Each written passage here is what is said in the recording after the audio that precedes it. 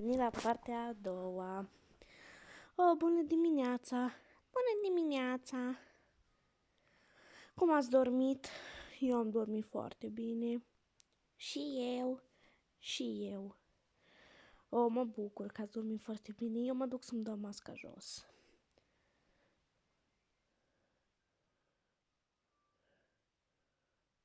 Așa. Să nu le trezesc. Cine a uitat să pună prosoapele? Gata. Să mă îmbrac cu ce? Cu asta? Da. Să mă machiez. Mă dau cu cremă. Și cam gata. Eu o să plec în oraș.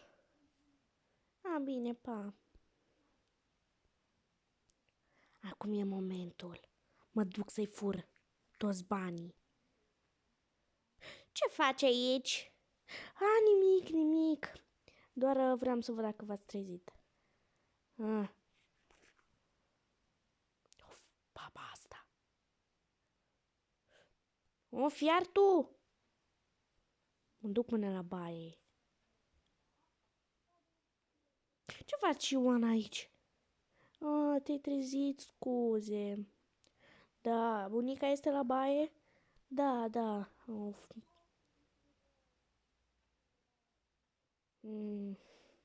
Uit pe laptop.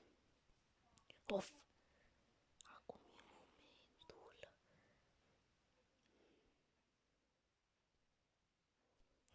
Ce faci aici cu banii? Scuze. Ieși afară acum din casa noastră. Chiar acum, să te văd că ai ieșit. Și banii mi dai mie. Și tu cu toată familia ta. Scuze. Îți iei hainele în mână.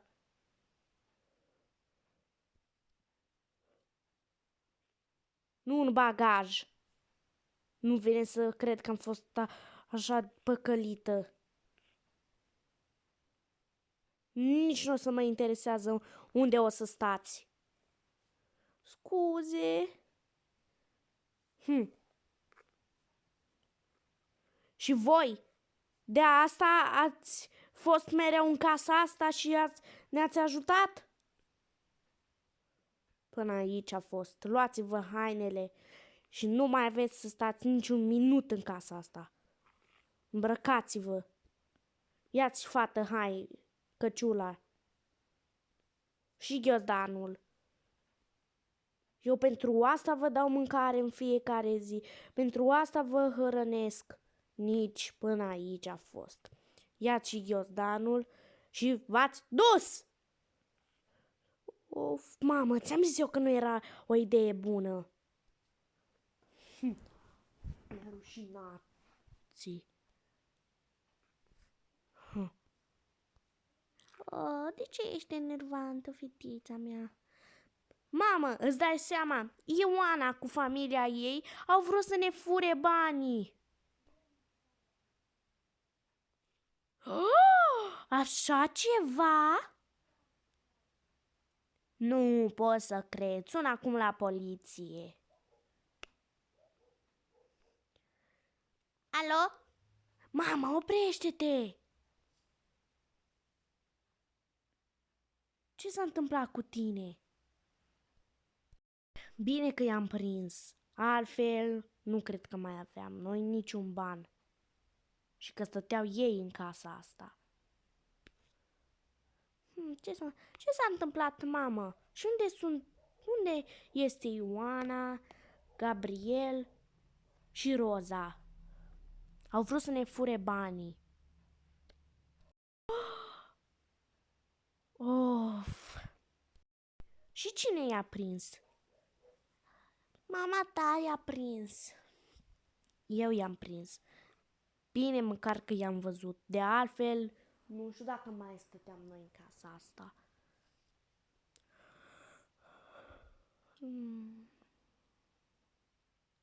Cu ce să te îmbrac.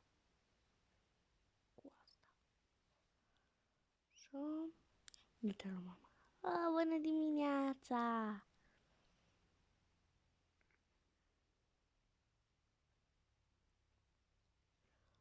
Da, unde sunt Ioana, Gabriel și Roza?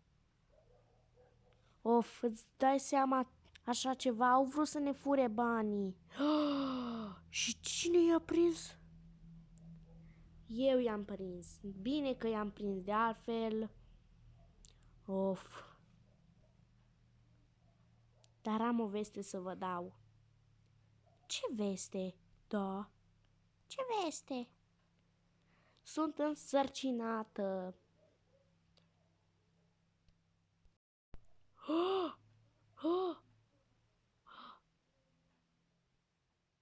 Chiar?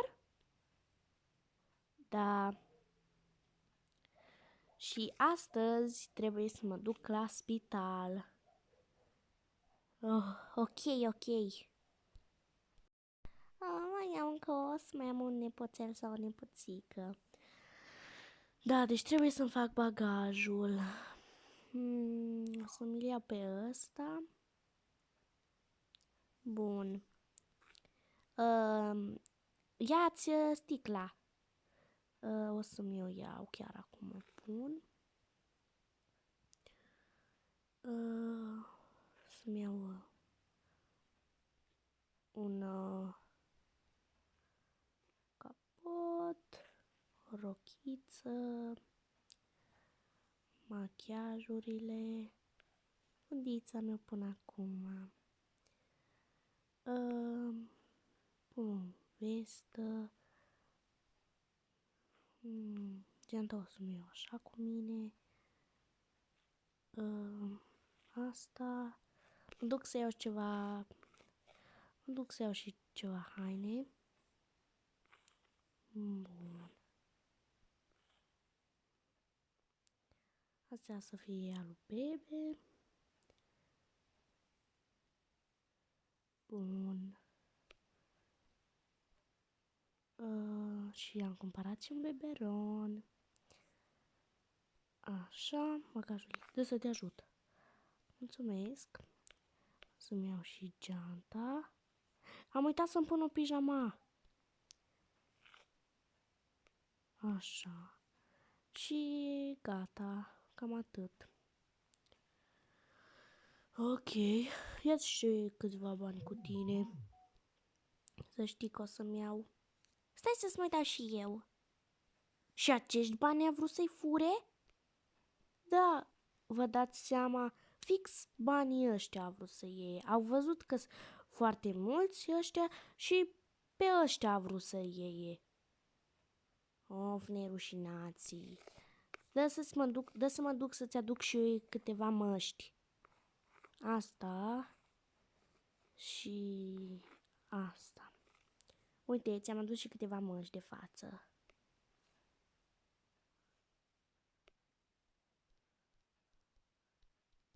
Gata.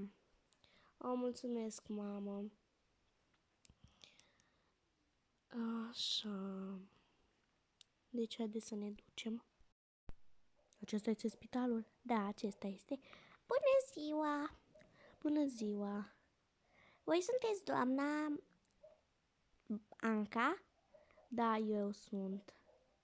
Ok, acomodați-vă. Eu o să vă fac patul și dacă vreți puteți să dormiți. Este foarte ușor de făcut. Trebuie doar să apăsați pe butonul ăsta și el se face singur. Eu o să mă duc acum. Mă chemați dacă aveți nevoie de ajutor. Poți să pleci acum. Bine, pa! Sper să mă acomodez repede. Mi-am luat atâtea haine. Aici a mai locuit cineva. Să le strâng și să le pun în altă parte.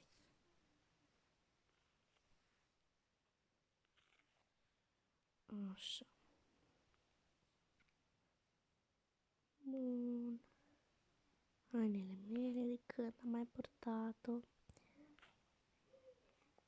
Așa, măști, pijama o să o țin pe pat ca la mine acasă. Haina asta, of, ce e de drăguță. Bun, deci revenim. Bun, am terminat de aranjat. Acum, așa, să mă acomodez. Oh, wow, vreau să mă uit, să deschid.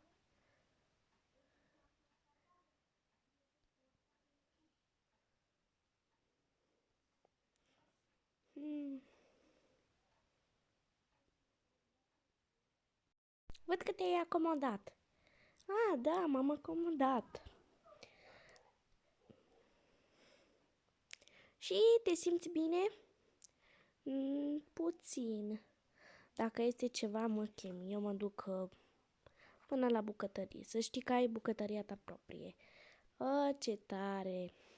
Dar o să mai vină și o să fie doar a ta și o colegă. Ok. Acum urmează să vină. Acesta este salonul? A sosit. Da, aceasta, toată jumatea asta este a ei. Jumatea de jos este a ei, jumatea de sus, patul este al tău. Dacă te primește să stai cu ea, atunci e bine. Da, poate să vină liniștită. Of, imediat trebuie să nașteți. Ok, eu o să mă duc, mi-e cam somn. Ok. Ați născut, acesta este copilașul. Oh, ce drăguț este. Da, nu? Oh, ce ochișor dulce are. Da. Eu o să vă las.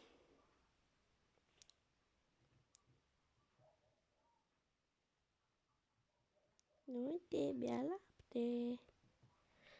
Așa. Doamna doctoriță, da? Puteți să stați puțin cu el cât eu mă duc să fac un duș? Da, sigur. Și masca asta.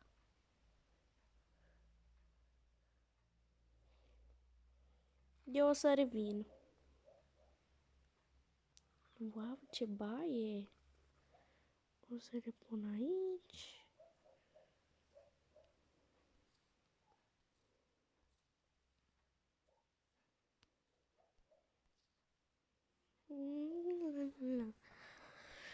Of, ce relaxant a fost dușul. Să-mi pun masca.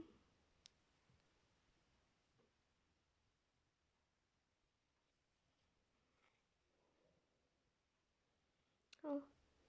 Puteți să plecați dacă vreți. Da, mulțumesc. Așa. Pun aici. Și astea aici. După o săptămână. Oh, astăzi trebuie să vină să ne ia. Așa. Să ne strângem bagajele. Așa. Așa. Of. Cred că ești încântat să-ți cunoști familia. Așa. Geanta mea. Aveți nevoie de ajutor? Un pic cu bagajul? Cred că da. Aha, imediat. Așa. O să vă aștept aici. Așa. Oh, acesta este bebelușul, ce drăguț e. Haideți să mă ajut. Te îmbrăcat cu aceleași haine? Da, am vrut să fie o surpriză. Ok, haideți să mergem acasă. Am ajuns. Oh, ce drăguț e! Oh, uite, acesta este noul frățior. Dar Nicolas unde este? Ah, Nicolas! E la baie, vine imediat. Nicolas! Oh.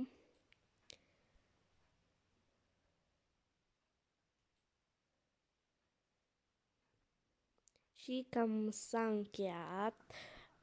povestea. Dacă v-a plăcut să-mi dați un subscribe, un like și să apăsați pe clopoțel și să-mi scrieți în comentarii. Mi-a plăcut videoclipul. Pa!